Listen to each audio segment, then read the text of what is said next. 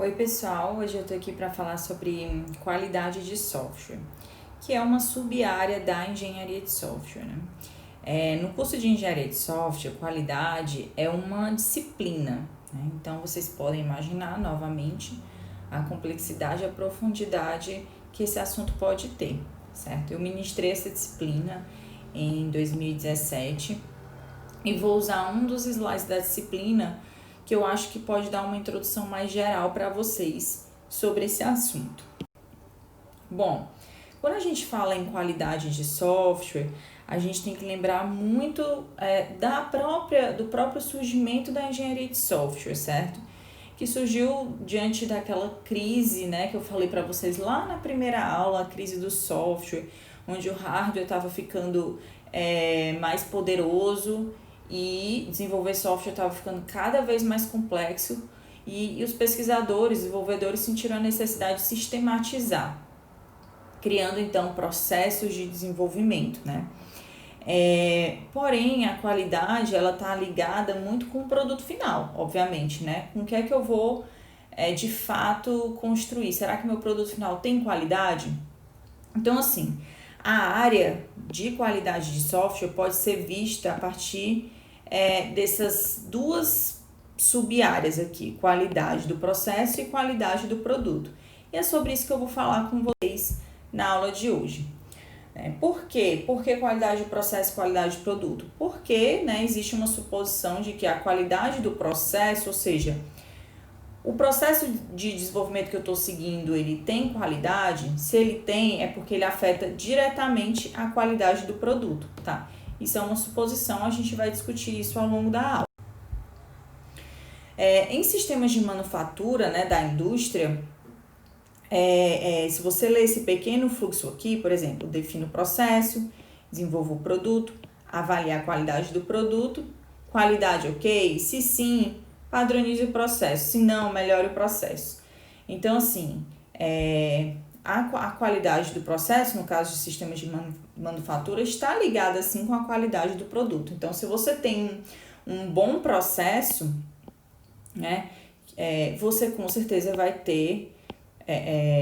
com certeza não, tá? Vou tirar esse com certeza. Se você tem um bom processo, você tem grandes chances de ter um bom produto, tá? E eu tirei esse com certeza, né? Porque pode acontecer de projetos não seguirem um processo, mas no final terem bons produtos, né? Por que isso acontece? Por causa de desenvolvedores que são praticamente heróis, né? Os desenvolvedores são tão bons que não precisa de um processo bem estabelecido. Mas isso é muito difícil de acontecer, né? Quando um projeto ele é muito grande, tem muitos desenvolvedores, muitos perfis, tá? Por isso que a gente diz que a qualidade do processo ela tem uma influência na qualidade do produto. Essa figura aqui, ela é de uma ISO, né? ISO é uma organização, certo? De padronização internacional. Então, elas fazem várias normas. E existe uma norma para a área de qualidade. E nessa norma, eles falam que a qualidade do processo influencia os produtos, né? A qualidade do produto, a qualidade interna, a qualidade externa e a qualidade em uso. Então, da mesma forma que existe essa sequência que influencia, aqui eles também enfatizam o depende, né? Então, a qualidade em uso depende da qualidade externa, que depende da interna, que depende de processo. E aí, pessoal, por isso que é importante em qualidade estudar tanto o processo, ou seja, avaliar se meu processo de software ele tem qualidade, ou seja, ele é sistemático, ele tem as boas práticas de engenharia de software e também não deixar de avaliar o meu produto. Então, só porque eu tenho um bom processo não significa exatamente como eu falei, vai ter um bom produto. Você também tem que avaliar o seu produto. E para avaliar, né, as áreas de qualidade de software, você pode usar medidas. O que são essas medidas? Medidas, pessoal, são aquelas métricas, né? Métricas podem ser objetivas, subjetivas, né? Eu vou falar um pouco mais na frente. Bom, falando um pouco de qualidade do produto, ela se divide em qualidade interna, tá? O que é essa qualidade interna? São as características, né, do produto a partir de uma visão interna dele. Ou seja, é a partir do código dele, certo? Da estrutura dele, tá? Então, você vai avaliar lá dentro, certo? Ou seja, internamente. Interna tem a ver com a estrutura, o código, e o que é a qualidade externa, que é uma outra perspectiva da qualidade do produto. A qualidade externa, ela diz respeito ao comportamento do produto, certo? Então, você vê esse tipo de qualidade quando você, de fato, executa o seu produto, tá? Quando você coloca ele para ser executado e aí você verifica, né, se ele atende aos seus critérios de qualidade. Então, qualidade externa tem a ver com o comportamento do software. E a qualidade em uso? Essa perspectiva, ela tem mais a ver com o resultado da utilização de um software no ambiente real do usuário. Normalmente é medida sob o ponto de vista do usuário, certo? Então, ele está mais ligado com realmente ao uso do sistema, de uma perspectiva de uso, tá? Já em um ambiente de utilização, né? De utilização real. Bom, então esses subcomponentes de qualidade do produto, como eu posso avaliar eles? Você pode avaliar através de medição. Medição é um processo de atribuir valor a alguma característica, para você entender se aquele valor está cumprindo algum critério ou não. E aí eu tenho medição de atributos internos, tá? Tenho medição de atributos externos e tenho medição de atributos de qualidade. E para isso, esses atributos, eles são as características de qualidade. Eu já falei para vocês um pouco, né? Na área de requisitos, a gente chama isso de requisitos não funcionais. Tá? Na área de qualidade, existe um modelo em que esses requisitos não funcionais são chamados diretamente de características de qualidade. Esse é um modelo de qualidade do produto. Ele é dividido aí em 1, 2, 3, 4, 5, 6, 7, 8 características de qualidade. Então, por exemplo, eu tenho aqui reliability, que é confiabilidade. Essa confiabilidade, ela é dividida em subcaracterísticas, né? Por exemplo, disponibilidade, tolerância a falhas, recuperabilidade, tá? Performance, que é desempenho, né? Também tem os subcaracterísticas. Então, cada uma dessas características de qualidade são elas que vão determinar a qualidade interna e externa. Então, quando você avalia a qualidade interna e externa, você avalia, na verdade, essas características. Aí, cada uma dessas características podem ser avaliadas de uma perspectiva interna, ou seja, eu vou olhar o código para ver se ele está, por exemplo, se ele tem confiabilidade, se ele tem segurança. E do ponto de vista externo, eu vou executar o meu sistema para ver o comportamento dele com relação a essas características de qualidade. Então, pessoal, o avaliador de qualidade, que normalmente em grandes empresas existem times só de qualidade, o avaliador de qualidade, ele pega esse modelo aqui e verifica o que é que ele vai, né? Decide o que é que ele vai focar. Eu preciso de segurança, porque meu sistema é um sistema para banco, então eu vou avaliar a segurança. E aí ele vai escolher as subcaracterísticas que ele precisa avaliar, certo? Aí ele pode avaliar tanto do ponto de vista interno e externo. E já para a qualidade em uso, né, que é aquela outra perspectiva, eu tenho um outro modelo aqui, certo? Que estão bem relacionados com o uso, né, a interação do usuário com esses sistemas. Por exemplo, eficácia da interação, eficiência, a satisfação do usuário, são exemplos de características que o avaliador utiliza para avaliar a perspectiva de qualidade em uso da qualidade do produto. Aqui são exemplos de medidas de software, né, que eu falei que você pode avaliar através de métricas. Aqui, gente, é um exemplo de métrica, né, que é o tempo médio entre falhas. Aí aqui eu tenho uma descrição, ou seja, quão frequentemente o software ele falha em operação, E aqui eu tenho os meus elementos de medição. O que é que eu vou medir para entender, para coletar essa métrica e assim entender como está a confiabilidade do meu sistema.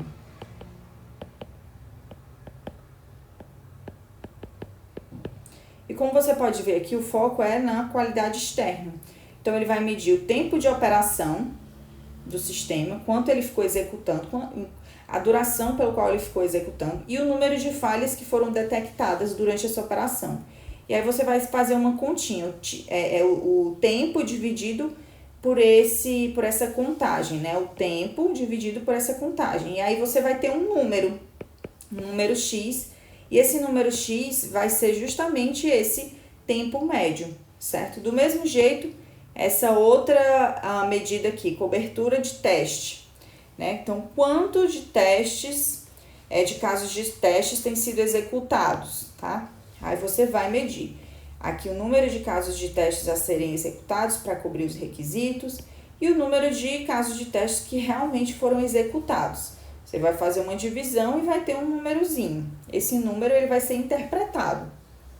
Aqui outra métrica, remoção de faltas, né? Qual a proporção de faltas que foram detectadas têm sido corrigidas? Então, imagina que durante um procedimento de testes, né?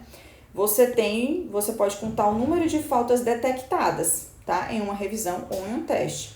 E desse número de faltas, você pode verificar quantas faltas foram corrigidas, né? Na fase da fase de testes. E aí você vai ter uma proporção aqui. Será que eu corrigi tudo ou será que não? Certo? Bom, isso tudo foi qualidade do produto. Aí, claro, cada uma daquelas características, a gente vai ter um conjunto de métricas que você pode utilizar para poder entender melhor o seu software, como o seu software está. Aí temos a qualidade do processo, que é uma outra, né, perspectiva aí da qualidade, da área de qualidade. Então, um bom processo de software, ele não garante que os produtos de software produzidos são de boa qualidade, mas é um indicativo de que a organização é capaz sim de produzir bons produtos, tá? Como eu falei antes, realmente não dá para dizer 100%, mas é um indicativo sim, tá? E a motivação para buscar a qualidade do processo, do seu processo? Existem vários benefícios, né? Aumento da qualidade do produto, diminuição do retrabalho. Quando você tem um processo bem estabelecido, você acaba que retira tarefas, né, que estão se repetindo, ou então, por exemplo, ociosidade dos programadores, enfim, você acaba também aumentando a produtividade, redução do tempo para atender, né, o mercado. Você com um processo bem definido, você consegue seguir melhor suas estimativas, né, e assim atender o mercado, né, o chamado time to market. Maior competitividade, maior precisão nas estimativas, você tem mais conhecimento, você consegue gerar melhores produtos, né? Enfim, são diversos benefícios. E aí, nessa parte, né, de qualidade, também existem essas duas sub-áreas aqui, garantia da qualidade e controle de qualidade. A garantia, né, da qualidade são as atividades que os processos precisam, né, seguir, tá bom? Então, por exemplo, você consegue prover visibilidade do que está sendo, né, de que se está satisfazendo os requisitos. Você consegue assegurar que os artefatos estão em conformidade, certificar que todas as atividades estão sendo executadas, ou seja, está muito ligado ao processo, em cada etapa do processo. Como é que você pode fazer para avaliar o seu processo, tá? Você pode fazer auditorias, avaliações.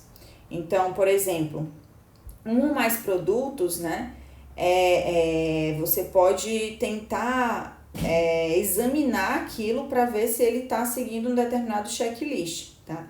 Então, uma avaliação, ele é um exame, né? É como se fosse realmente uma análise dos processos, né? Utilizando um modelo de referência. Por exemplo, o CMMI é um modelo, pessoal, de maturidade. É um modelo com o qual avaliadores conseguem entender se o seu processo está sendo de qualidade ou não.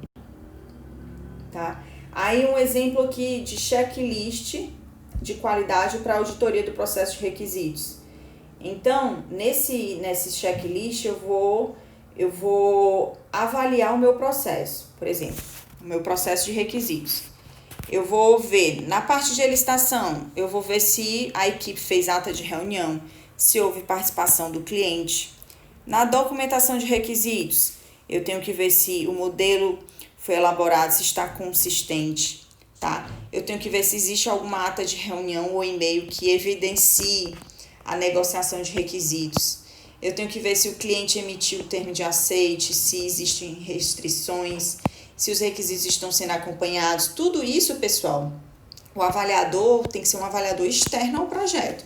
Ele visita a empresa, ele vai lá e vai ver se existem evidências que comprovem essas coisas aqui, certo? Comprovando essas coisas, eu posso determinar se o meu processo tem qualidade, tá bom? Aqui são algumas atividades de um grupo, né, de um time de qualidade de software, de garantia de qualidade. Então, normalmente o time prepara um plano, participa no desenvolvimento da descrição do processo do projeto, revê as atividades de engenharia de software, audita, registra. Então, eles fazem todo o planejamento, lembrando que tem que ser alguém externo ao projeto, né? E aí tem um controle de qualidade que tem mais a ver com os produtos, né? Como se fosse a qualidade, né, do produto, certo? Que eu já expliquei que pode ser avaliado através de métricas. Mas não só métricas, né? Vocês podem usar também técnicas como revisões, que são inspeções, tá? Ou também diferentes níveis de testes. Então, quando você está aplicando teste no seu produto, né? Por exemplo, unidade, integração, sistema, aceitação, você está, de alguma forma, entendendo a qualidade daquele produto, certo? Aí aqui são mais exemplos de métricas que você pode coletar para avaliar o seu produto, como, por exemplo, número de linhas de código, completude da tarefa, tempo da tarefa, escala de satisfação. Então, assim, existem milhões de métricas na literatura capazes de avaliar a qualidade de um produto, porém, sob um determinado ponto de vista. Você sempre tem que escolher primeiro o que é que eu quero medir. Eu não vou sair medindo métricas, né, à torta e à direita. Eu vou escolher primeiro um ponto de vista. Eu quero medir, então, o desempenho. Desempenho, gente, ele é uma característica de qualidade do seu produto. Então, você pode focar nele. Ou você pode focar em segurança, certo? Aí você vai escolher métricas para poder avaliar essas coisas. E, normalmente, nas normas da ISO, existem um conjunto de métricas para isso. Aqui é uma diferença geral entre garantia da qualidade e controle de qualidade. Mas vocês sempre podem ver nessa garantia da qualidade como a garantia do meu processo de qualidade e o controle, né, do meu produto, tá? Então, por exemplo, o foco da garantia da qualidade é garantir que o projeto emprega todos os processos. Então, eu posso fazer auditoria, né, orientados por checklist, tá? É orientado a processo, eu vou monitorar se a minha equipe está seguindo um processo, está fazendo todas aquelas atividades que são necessárias fazer para, né, ter mais chances de ter um bom produto. E controle da qualidade não, o foco, ele é o produto, certo? Então, eu vou ter que fazer testes, eu posso fazer diversos tipos de testes, né, usando casos de testes. Eu posso, por exemplo, fazer monitoração dos meus produtos através de medição de software, usando os modelos da ISO. Enfim, essas são aí as duas perspectivas, né, da área de qualidade que vocês precisam entender, certo? E é isso, pessoal. Até a próxima aula.